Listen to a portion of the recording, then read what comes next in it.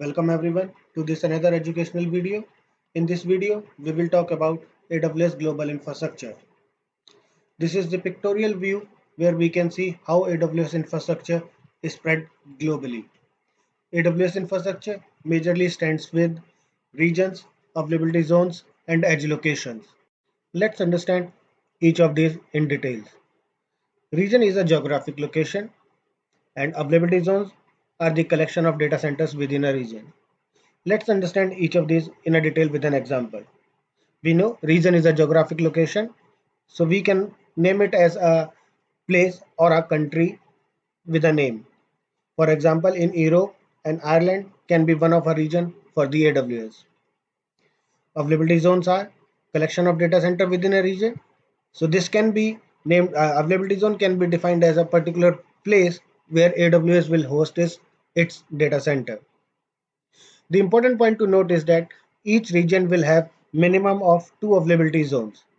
So when we need to segregate between a region and availability zone is the availability zone will be a particular data center, whereas region will be where more than one availability zones are available. So now we can define a region as a geographic location which hosts two or more availability zones.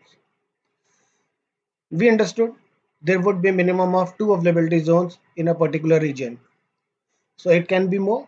Yes, we can have three, four, or more than four availability zones in a particular region also. That is defined by the AWS depending on the load and requirement. Let's understand how these availability zones are different from each other. These availability zones, as are the physical data centers, these are the distinct independent infrastructures.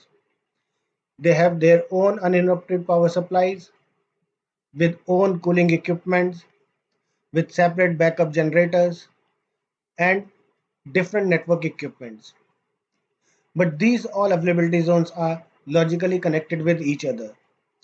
This is the reason how we can use the multiple availability zones to create a high availability application or redundant infrastructure. The important key takeaway from this slide is that each region will have minimum of two availability zones and maximum can depend upon the load and requirement of the resources. Edge location is where end user accesses services located at AWS. These edge locations are owned and maintained by the AWS partners and are present in major of the cities around the world. Let's understand this with an example and see how edge location concept works. In the traditional way, let's take an example. A website is hosted on an EC2 instance with an S3. The users across the globe would be accessing this website. The important question arises here is, will the latency at each geography or with the user would be same? The answer is no. The latency would be different for each geography and maybe for each user also. This is why the AWS introduced the concept of edge location and introduced them. With the edge location, the website and the data would be cached at each of these edge locations, and the user will be forced to access the website and data from this particular edge location. With this introduction of these edge locations, the latency would be reduced, and the user at each geography or an region would have a seamless and a wonderful experience of using the website and accessing the data. Now, when we have understood what region are, how availability zone works, and what benefit we get from the edge location, let's see what all this means to us. With the AWS global infrastructure, we have got the multiple data locations which we can choose from to store our data.